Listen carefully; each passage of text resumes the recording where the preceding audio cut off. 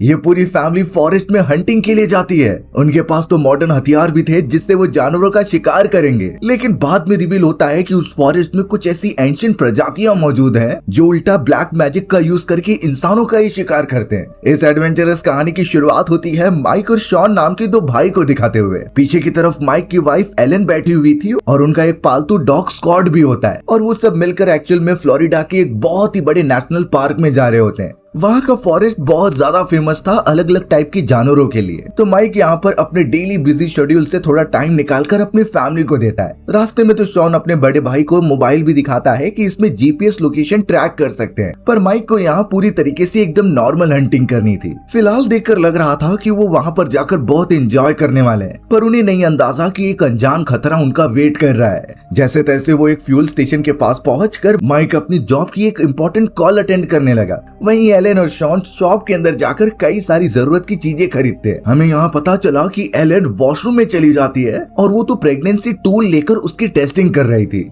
Elon बहुत ही ज्यादा शक में होती है, यानी कि वो प्रेग्नेंट हो चुकी है, लेकिन अभी उसने ये सारी बातें अपने हस्बैंड माइक को बिल्कुल भी नहीं बताई। वो सब अब वापस कार में बैठकर अपनी डेस्टिनेशन की तरफ निकल पड़ते हैं। कई देर की ट्रेवलिंग के बाद वो उस जगह पर पहुंच तो गए, लेकिन उस जगह पर ना ही कोई सिक्योरिटी गार्ड दिखाई दे रहा था और ना ही कोई मैनेज करने वाला। उस जगह पर फेंसिंग लगाई गई थी, इसीलिए माइक, शॉन और एलन यही डिसाइड करते हैं कि वो तीनों पैदल आगे बढ़ेंगे अपने सामान लेकर। उन्होंने अपने शिकार और कैंपिंग की सारी चीजें अपने साथ कैरी कर ली थी। उनके पास तो बड़ी बड़ी राइफल्स भी होती हैं जिससे वो वहाँ के जानवरों को मारने वाले थे। वो जब फॉरेस्ट के अंदर कदम रख रहे होते हैं तो हवा के अंदर कुछ चेंजेस आती हैं। ऐसा लग रहा था कि किसी को पता चल गया है उनके आने का। वो तो एक छोटे से पार्क के पास से गुजर रहे थे बिना ये नोटिस किए कि वहाँ पर कई सारे जूते एक साथ रखे गए हैं, यानी जरूर उनसे पहले भी यहाँ पर कोई आया था लेकिन वापस नहीं गया। रास्ते पर वो जहाँ भी जा रहे थे पेड़ों पर निशान बना देते, इससे अगर वो फॉरेस्ट में खो भी गए तो इस निशान को देखकर वापस आ सकते हैं। माइक और शॉन ने तो जानवरों को पकड़ने के लिए कई जगहों पर जाल भी बिछा दिए थे,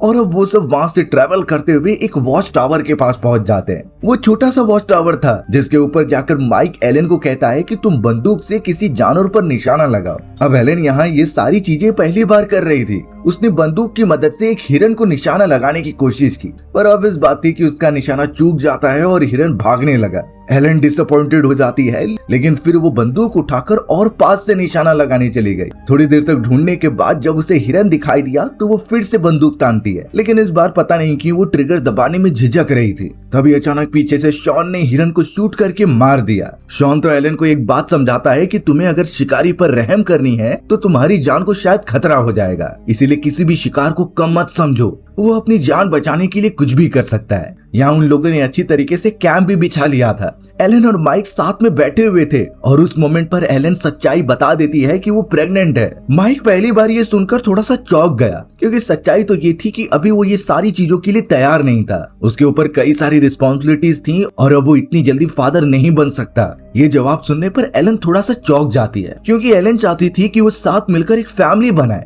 शॉन भी इन सारी चीजों को देख रहा था और जब वो कार के पास जाता है तो उसे फोन कॉल से पता चला कि उसके बड़े भाई माइक को जॉब से निकाल रहे हैं। ये तो और ज्यादा परेशानी वाली बात है। रात के समय आग जलाकर जब वो बैठे थे तो शॉन ने कहा कि कल हम फॉरेस्ट के और अंदर जाएंगे। माइक अपनी वाइफ के लिए थोड़ा टेंशन में था, इसीलिए उसने एक जीपीएस डिवाइस उसके बॉडी से जोड़ दिया। कन्वर्सेशन आगे बढ़ती है, लेकिन अचानक माइक को एक इम्पोर्टेंट कॉल आता है। वो सीधा चला गया उसे अटेंड करने के लिए। एलन एकदम अकेली रहती है, लेकिन माइक का भाई शॉन उससे कई सारी बातें बोलकर एंटरटेन कर रहा था। एलन तो शॉन की कंपनी को बहुत ज्यादा एंजॉय भी कर रही थी।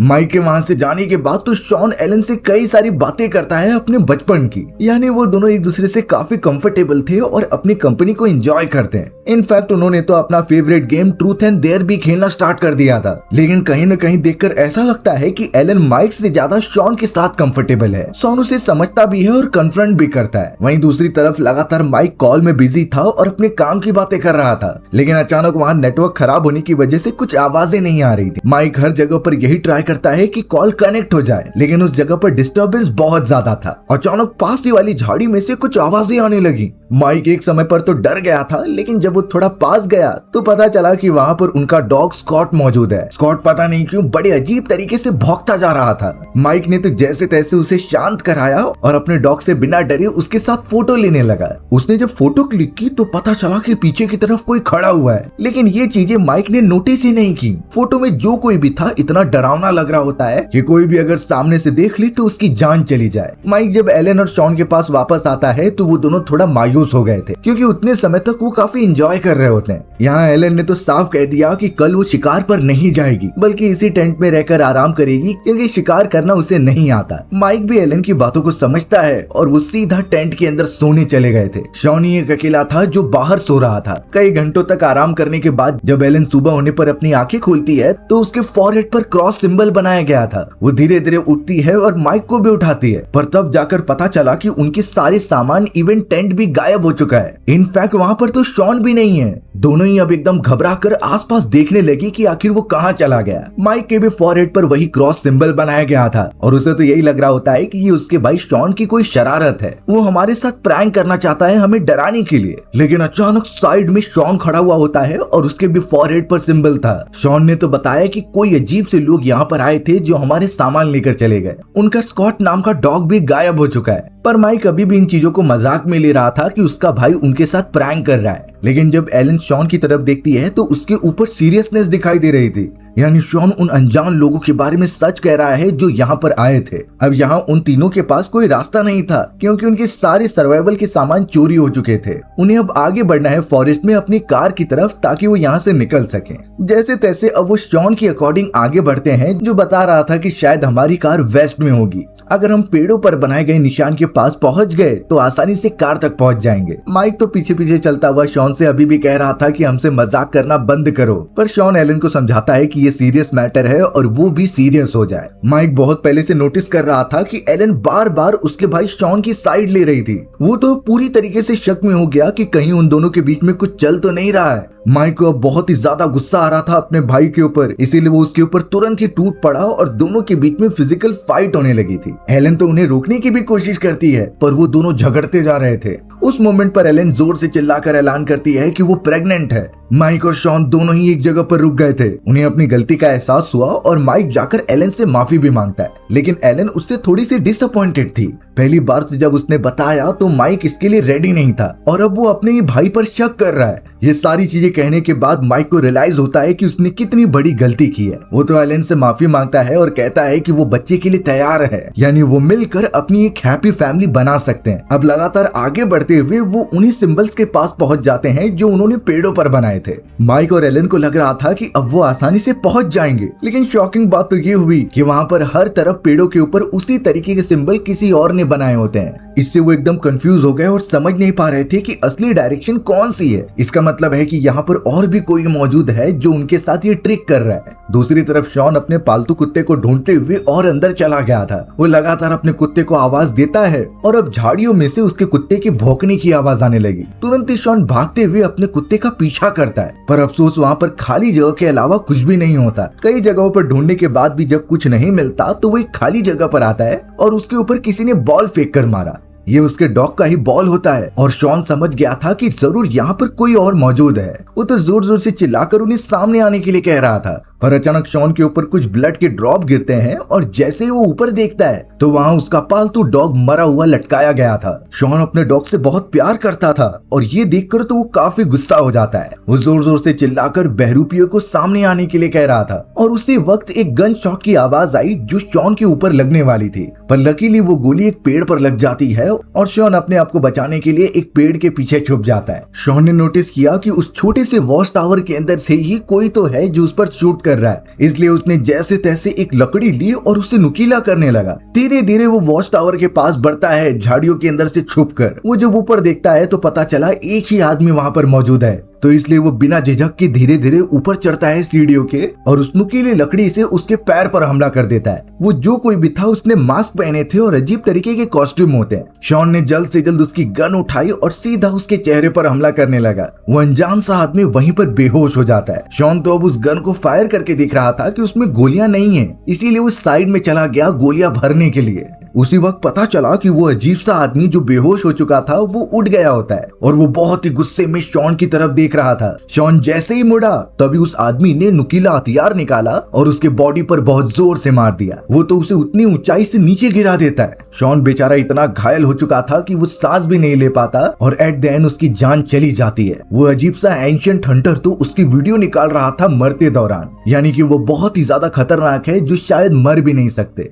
दूसरी तरफ माइक और एलन भी आगे बढ़ते रहते हैं कोई बाहर निकलने का रास्ता ढूंढने के लिए। एलन इन चीजों में थक गई थी इसीलिए थोड़ा बैठकर आराम करती है और इसी बीच वो दोनों बात करते रहते हैं अपने होने वाले बच्चे के नाम का। माइक भी पूरी तरीके से एक्सेप्ट कर चुका था कि वो आगे चल के अपनी फैमिली बनाएंगे, यानी अब उसे कोई प्रॉब्लम नहीं है एलन की प्रेगनेंसी से। एलन भी इस बात से थोड़ा सा खुश होती है लेकिन अब उसे प्यास लगने लगी थी। माइक जब आसपास नजर घुमाता है तो उसे पेड़ पर लगी हुई कई सारी पानी की बोतल्स दिखाई दी। वो एक साथ बांध कर रखी गई थी, इसलिए माइक वो पानी की बोतल लेने चला गया। वो थोड़ी ऊपर थी इसीलिए वो जंप लेकर एक बोतल निकाल लेता है और एलन के पास आता है ताकि वो उसे दे दे, पर माइक ध्यान नहीं देता और उसका पैर जानवरों को पकड़ने वाले एक जाल में फंस जाता है। एक्चुअल में माइक ने ही वो जाल लगाया था बाकी जानवरों को पकड़ने के लिए, लेकिन अब वो खुद उसी में फंस गया है और उसका पैर काफी इंजर्ड हो चुका है। एलन अब जैसे तैसे माइक की मदद करती है उस छोटे जाल को निकालने के लिए। भले ही उसका साइज छोटा था और वो निकल जाता, लेकिन जितना डैमेज उसके पैर पर हुआ होता है काफी ब्लीडिंग होना शुरू हो गई थी।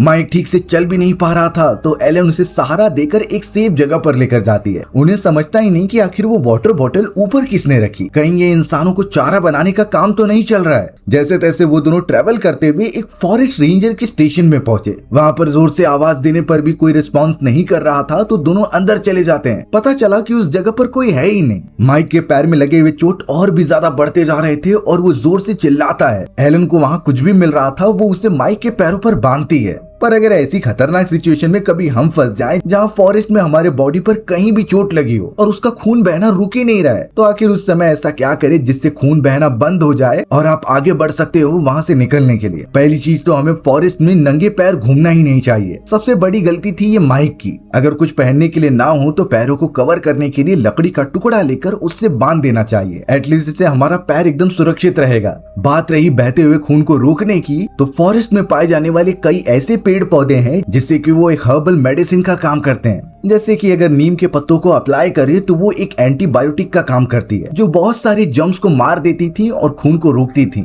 हमें उन नीम के पत्तियों को अच्छी तरीके से पीसकर घाव पर लगा देना है और फिर पट्टी कर देनी है। दूसरी चीज आती है एलोवेरा। हम उसे काट कर उसके अंदर से जो जेल निकलता है वो भी अप्लाई कर सकते हैं। ये सारी चीजें हानिकारक बिल्कुल नहीं होती, जो हमारी चोटों को अच्छी तरीके से कवर करती हैं और खून को रोकती हैं। एलन जैसे तैसे माइक की देखरेख कर रही थी, पर अब उन्हें वहां से निकलना भी था। सामने की तरफ फॉरेस्ट का एक बड़ा सा मैप था, तो एलन वहां से एक रास्ते को अच्छी तरीके से अपने हाथ पर ड्रॉ कर लेती है, यानी वो इसी की मदद से यहाँ से बाहर निकलेगी। पर माइक ने जैसे नोटिस किया कि ये तो उसी रास्ते से जाता है जहाँ से वो अभी आए थे और उन्होंने पेड़ों पर निशान बनाए होते हैं, वहाँ पर जरूर उसे कुछ खतरा महसूस हो रहा था। इसीलिए माइक ने एलन से कहा कि तुम्हें पहाड़ी वाले रास्ते से जाना चाहिए, जरूर वो एकदम सुरक्षित होगा और वहाँ से जल्दी पहुँच जाएंगे। एलन को फिलहाल इन चीजों में कुछ समझ नहीं रहा था और माइक उससे कहता है कि तुम सबसे पहले जाओ और मदद लेकर आओ, क्योंकि घायल अवस्था में माइक ठीक से चल नहीं पाएगा और उसके लिए परेशानी बन सकता था। उन्हें रेंजर स्टेशन से कुछ रेडियो डिवाइसेस मिले थे जो वो दोनों एक दूसरे के पास रख लेते हैं, पर अचानक एक मोबाइल फोन बाहर की तरफ से बजता है। पता चला कि उस जगह पर कोई परेशानी दिखाई दे रही है जो उनके पास ही बढ़ रही थी। माइक और एलन काफी डर कर एक कोने में जाकर छुप जाते हैं। उन्हें समझ नहीं रहा था कि ये कौन है। अगर शॉन प्रेजेंट होता तो वो आवाज जरूर देता।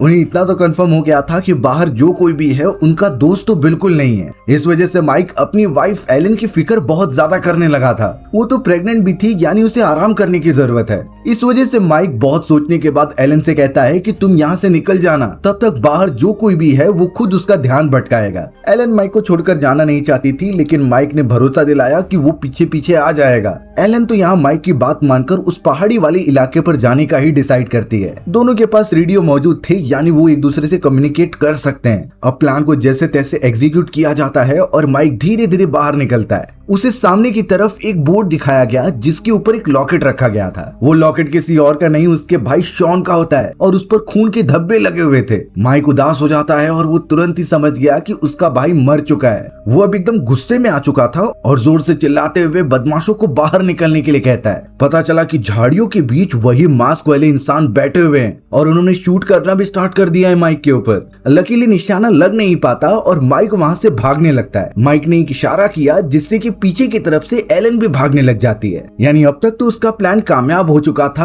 और एलन के ऊपर उन सारे लोगों का ध्यान नहीं जाता। माइक के ऊपर गोलियां चलती जा रही थी और उसके पैर में वैसे ही चोट लगी थी, पर फिर भी वो अपनी पूरी कोशिश करते हुए आगे बढ़ता रहता है। थोड़ी देर के अंदर उसे छोटे छोटे कंपार्टमेंट दिखाए गए जो कि पब्लिक टॉयलेट होते हैं। अब माइक खुद को बचाने के लिए सबसे पहले एक कैबिनेट के अंदर घुस जाता है। उस कैबिनेट से बहुत ही ज्यादा दुर्गंध आ रही थी, लेकिन फिर भी वो उसी जगह रुककर आसपास नोटिस करने लगा। माइक तो यही प्रे कर रहा होता है कि उन अनजान लोगों की नजर उस पर ना पड़े, क्योंकि उनके पास गन के साथ साथ और कई हथियार हो सकते हैं। पर अचानक वही मास्क वाला इंसान आकर नुकीला चाकू मारने लगता है कंपार्टमेंट में। माइक तो बाल बाल बच रहा था उन हमलों से। कैसे भी करके वो साइड हट जाता है और उसे एक आयरन रॉड मिल जाती है। वो अब उस मास्क मैन को चकमा देना चाहता था, इसीलिए सबसे पहले वो जोर से चिल्लाता है। यानी वो ऐसा प्रतीत करा रहा था कि उसे चोट लग चुकी है, और तभी वो ऊपर की तरफ जंप मार के नीचे कूद जाता है। तुरंत ही माइक दूसरी तरफ जाकर उस मास्क वाले आदमी को मारने लगा। वो तो उसे टॉयलेट में बंद कर देता है और दोनों में काफी छीना झपटी होने लगी थी।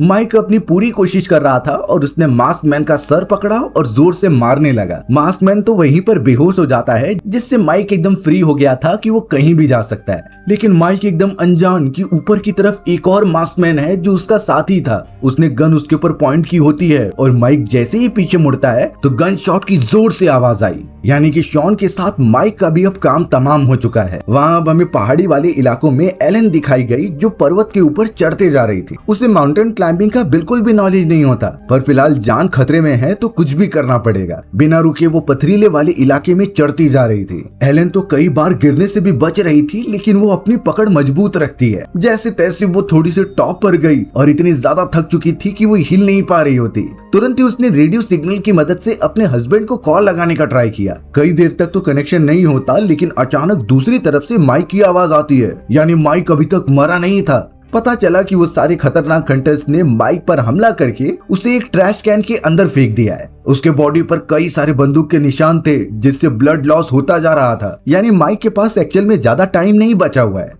माइक एलन को सारे इंस्ट्रक्शन बड़े साफ तरीके से बताता है कि यहाँ कुछ हंटर्स हैं और वो हंटर्स बहुत खतरनाक है, जिसने शॉन को भी खत्म कर दिया है। यानी अब एलन ही बची हुई है तो वो उसके पीछे जरूर आएंगे। एलन को कुछ समझ नहीं रहा था, पर माइक उसे स्ट्रॉन्ग रहने के लिए कहता है। माइक समझा रहा था कि तुम्हें हमारे बच्चे को प्रोटेक्ट करना होगा, ब्रेव रहकर जितना हो सके यहाँ से दूर चले जाओ, और अगर वो हंटर सामने आते हैं तो उनका मुकाबला करो। ये सारी बातें कहते हुए माइक की आवाज एकदम बंद हो जाती है। यानी उसकी जान अब पूरी तरीके से खत्म हो गई थी। उसी ट्रैश कैन में शॉन और माइक की डेड बॉडी रखी गई होती है। एलन बेचारी एकदम परेशान हो चुकी थी और अपने हस्बैंड को आवाज लगाते रहती है, पर अब शायद काफी देर हो चुकी है। हमें अब उसी ट्रैश कैन के पास हंटर्स दिखाए जाते हैं जिन्होंने उनकी डेड बॉडी की फोटोग्राफ ले ली थी, और अब वो अपने बाइसिकल पर बैठकर निकल पड़ते हैं एलन को ढूंढने के लिए। यानी उनका एक्चुअल में एक ग्रुप है जो इतने सारे बुरे काम करते हैं, लेकिन इसके पीछे का रीजन तो एकदम खौफनाक था। एलन कई देर तक उस पहाड़ी की चोटी पर होती है और फिर वो देख पा रही थी उन हंटर्स को जो बाइसिकल पर बैठकर उसकी तरफ आ रहे थे। एक्चुअल में जो जीपीएस डिवाइस एलन के बॉडी पर लगा हुआ था, उसी को ट्रेस करते हुए सारे हंटर्स उसके पास आ रहे थे। तुरंत ही एलन को जब पता चला तो उसने जीपीएस डिवाइस निकाल कर फेंक दिया, और अब जहां रास्ता मिल रहा था वो उस तरफ भागने लगी। हंटर्स भी हाथ धोकर उसके पीछे लग जाते हैं। एलन बिल्कुल ध्यान नहीं दे रही थी और उसका पैर एक पत्थर से टकराया। सीधा वो वहां से नीचे की तरफ गिरने लग जाती है। एंड में आने के बाद उसके सर पर चोट लग गई थी और वो बेहोश होने लगी। कुछ मोमेंट बाद जब वो सारे हंटर्स उस जगह पर आते हैं उसे ढूंढने के लिए, तो लकीली वहां उन्हें एलन नहीं मिलती। वो नीचे की तरफ भी ढूंढते हैं, लेकिन एलन का कुछ नामो निशान ही नहीं था। उस जगह पर एक बड़ा टनल होता है जिसमें गंदा पानी था। हंटर्स उसमें भी चेक कर रहे थे, लेकिन उन्हें कुछ नहीं मिला। कई देर तक ट्राई करने पर वो वहां से निकल जाते हैं। आखिरकार हमें पता चला कि एलन उसी कैनल के अंदर छुपी हुई थी, अपने आप को कैमोफ्लेज करके। उसने अपने बॉडी पर पूरी तरीके से गंदा पानी लगा लिया था। यही रीजन होता है कि हंटर्स ने उसे देखा ही नहीं। एलन इस समय बहुत थक चुकी थी, उसका लेबर पेन और भी ज्यादा बढ़ चुका था, पर फिर भी वो उस कैनल के दूसरी तरफ जाती है। वहां से इतनी गंदी सुगंध आ रही थी जो सरवाइव करने लायक नहीं होती। पर एलन को बार बार अपने हस्बैंड की बात याद आती है कि उससे ब्रेव रहना है। ट्रेवल करते हुए जब वो दूसरी दूसरे एंड पर पहुंची तो उसे सामने की तरफ अपनी कार दिखाई देती है। इस बात से उसे थोड़ा अच्छा लगा और वो तुरंत ही जाकर उसका शीशा तोड़ देती है ताकि वो अंदर जाकर यहाँ कार की मदद से निकल सके। एलन ने तो कार की वायर निकालकर उसे स्टार्ट करने का ट्राई किया पर वो चालू होने का नाम ही नहीं ले रही थी। बहुत कोशिश करने के बाद जब वो इंजन देखती है तो वहाँ की बैटरी ही गायब थी। उस जगह पर निशान बना हुआ था, यानी ये काम उन हंटर्स का ही हो सकता है। अब एलन के पास तो कोई और रास्ता ही नहीं है भागने का। उस मोमेंट पर वो अपने और अपने हस्बैंड की शादी की फोटोज देख रही थी और तब जाकर वो डिसाइड करती है कि वो अब और नहीं भागेगी। वो अपने हस्बैंड और उसके भाई के मरने का बदला जरूर लेगी उन हंटर से। एलन के चेहरे पर एक अलग ही कॉन्फिडेंस दिखाई दे रहा था और उसने सबसे पहले अपना चेहरा साफ किया और अपने घाव को स्टिच किया। वो तब जाकर अपनी कार में रखी गई कई सारी इक्विपमेंट्स लेती है और एक बदले की भावना के साथ फॉरेस्ट में चली जाती है। यानी अब उल्टा होने वाला था, एलन अब उन हंटर्स का ही शिकार करेगी। अब हमें उन्हीं सारे हंटर्स को दिखाया गया जो कि एक्चुअल में टीनेजर्स बच्चे थे। उनकी मेंटल कंडीशन पूरी तरीके से एकदम बदल चुकी थी। वो पहले तो किलिंग गेम खेलते और फिर उसे रियल लाइफ में अप्लाई करते। ऐसा लग रहा था कि उन्हें लोगों को मारने में काफी मजा आ रहा है। उनमें से एक लड़का तो बोलता है कि अभी वो लेडी बची हुई है जिसे खत्म करना है। वहीं दूसरा टीनेजर को मैसेज आ रहे थे कि उन्हें वापस लौटना पड़ेगा घर पर। यानी उनके बीच में नॉर्मल डिस्कशन से छोड़कर सारी चीजें चल रही थी कि कैसे दूसरों को टॉर्चर करना है। लेकिन फिलहाल उन लोगों को बिल्कुल नहीं पता कि अब उनके साथ क्या होने जा रहा था। तुरंत ही फॉरेस्ट में से कई सारे धुएं निकलने लगते हैं जो एक्चुअल में एलन ने किए थे चोरी चुपके से। वो तीनों हंटर समझ गए थे कि ये वो लेडी ही है, इसीलिए वो अपना हथियार लेकर अलग अलग हो जाते हैं उसे पकड़ने के लिए। एलन ने एक हंटर का ध्यान भटकाने के लिए दूसरी तरफ पत्थर फेंका जिससे वो हंटर वहां देखने लगता है और तब जाकर एलन ने उस पर हमला कर दिया। एलन ने तो पहले वाले हंटर को इतना ज्यादा मारा कि वो बेहोश हो गया, पर जैसे ही वो उसे जान से खत्म करने के लिए जाती है तो एलन रुक गई, क्योंकि वो एक किलर नहीं है बल्कि उसके अंदर इंसानियत जिंदा है। वो अब उसे लेकर दूसरे हंटर्स को पकड़ने के लिए चली जाती है। अब उनमें से एक और हंटर जब घर के पास आता है अपने साथियों को कांटेक्ट करते हुए तो उसे कोई रिप्लाई तो नहीं मिलता, लेकिन अपने एक साथी का मास्क लगा हुआ दिखाई देता है। वो जैसे तैसे अब घर के अंदर गया उसे ढूंढने के लिए, पर उसके दूसरे साथी का कोई नामो निशान ही नहीं मिल रहा था। तब जाकर पता चला कि अंधेरे में एलन छुपी हुई है गन लेकर। एलन ने तो उसके ऊपर गन पॉइंट कर दी और कहने लगी कि तुम सब अपना खेल बंद कर दो। ये वो हंटर था जिसे अस्थमा की प्रॉब्लम होती है। शुरुआत में तो वो एकदम नॉर्मल था, लेकिन फिर उसने अपने अस्थमा के पंप की मदद से एलन के ऊपर मार दिया। एलन नीचे गिर जाती है लेकिन अपना संतुलन बनाए रखती है। उसने जैसे तैसे गन उठाई और उस भागते हुए हंटर के ऊपर शूट कर दिया। यानी एक और हंटर उसके हाथों से मारा जा चुका है। अब बाकी है सिर्फ आखिरी, जो शायद सबसे ज्यादा खतरनाक है। उसे पकड़ने के लिए एलन ने एक ट्रैप बनाया और उसके साथियों द्वारा बताए गए जीपीएस लोकेशन पर आने के लिए कहा। झाड़ियों के अंदर वो हंटर धीरे धीरे आगे बढ़ रहा था उस लोकेशन पर। उसे नहीं पता कि ये सब पूरा प्लान एलन का है। वो आखिरी हंटर जब यहाँ से वहाँ घूमता रहता है तो उसे अपने साथियों के मास्क दिखाई दे रहे थे। वो तो इससे और भी ज्यादा गुस्सा हो गया। तब जाकर पता चला कि एलन कहीं और नहीं बल्कि पेड़ के ऊपर छुपी हुई है और उसने एक वायर की मदद से उस आखिरी बचे हुए हंटर का गला दबाना स्टार्ट किया। कई देर तक तो वो उससे पकड़ी रहती है, लेकिन फिर बाद में नीचे गिर जाती है। दोनों के बीच इस समय काफी छीनातानी हो रही थी, लेकिन वो आखिरी हंटर तेज होने के कारण उसने एलन को मारकर बेहोश कर दिया और शायद अब एलन की जान खतरे में है। उस हंटर ने तो अपने बाइसिकल पर एलन को बांध दिया और उसे घसीटते हुए आगे लेकर जाने लगा। एलन के बॉडी पर कई सारी चोट लग गई थी। बाद में वो हंटर एलन को टेबल पर बांध करके रख देता है और अपने साथियों के बारे में पूछ रहा था कि वो कहाँ पर गए, लेकिन एलन कुछ जवाब नहीं देती। हंटर ने एक चाकू निकाल लिया ताकि वो उसे मार दे, पर तभी एक कॉल आता है जो उस हंटर की मदर का था। उसे अटेंड करके वो मॉम से बात करने लगा और उसकी मदर उसे घर पर बुला रही थी क्योंकि उसके स्कूल जाने का टाइम जो हो चुका था। उसकी मॉम को पता ही नहीं कि उसका बेटा यहाँ कितने गंदे काम कर रहा है। वहीं इन सारी चीजों के बीच एलन को थोड़ा मौका मिल जाता है और वो उस वायर को काटने लगी। धीरे धीरे अब वो आजाद होने लग जाती है। हंटर का कॉल जैसे ही खत्म हुआ तो वो नोटिस करता है कि एलन गायब है, यानी वो यहाँ से कहीं दूर भाग चुकी है। पता चला कि एलन एक पार्क वाले एरिया के अंदर जाकर छुपी है जो ज्यादा बड़ा नहीं है। जैसे तैसे वो कई सारे छोटे टनल के अंदर तो बढ़ रही थी, लेकिन उसी वक्त वो हंटर वहाँ पर आकर उसका गला दबाता है। उसने फिर उसे सर पर मारा और एलन गिर गई। पर इस बार शायद हंटर उसे छोड़ने नहीं वाला। वो तो उसका गला अच्छी तरीके से दबाने लगता है ताकि वो मर जाए। एलन कई देर तक कोशिश करती है लेकिन वो उसे छुड़ा नहीं पाती, इसीलिए उसने मरने का नाटक किया और साइड में रखे गए ग्लास के टुकड़े को उठाने की कोशिश की। एलन ने बिना देरी किए अब उस हंटर के गले पर वही ग्लास मार दिया। हंटर बेचारा अब कुछ सह नहीं पाता और नीचे गिरकर मर जाता है। लेकिन इस समय एलन के चेहरे पर बिल्कुल भी रिग्रेट नहीं था, उसे बदला लेना था और उसने ले ही लिया अपने हस्बैंड का। वो तो उस हंटर से मोबाइल फोन निकालती है और साइड में बैठकर सब कुछ देखने लगी कि कैसे वो लोग जिन्हें भी मारते थे उनकी फोटोज और वीडियोस निकाल लेते हैं। उसमें वो अपने हस्बैंड और ब्रदर इन लॉ की डेड बॉडी भी देख रही थी, लेकिन ये सब एक सबूत के तौर पर अपने पास रख लेती है। कुछ ही देर के अंदर एलन एक बाइसिकल उठाती है और शहर की तरफ बढ़ती है। उसके चेहरे से मानो खुशी एकदम चली ही गई थी, लेकिन उसने डिसाइड किया कि वो अपने बच्चे को अच्छी तरीके से पालेगी। हमारी भी कहानी इसी तरीके से यहीं खत्म हो जाती है। सो व्यूअर्स, अगर आपको मेरा नरेशन 1% भी अच्छा लगा होगा ना, तो वीडियो को लाइक एंड चैनल को सब्सक्राइब जरूर कर देना। मिलते हैं इसी तरीके की मजेदार वीडियोस में, तब तक के लिए बाय बाय।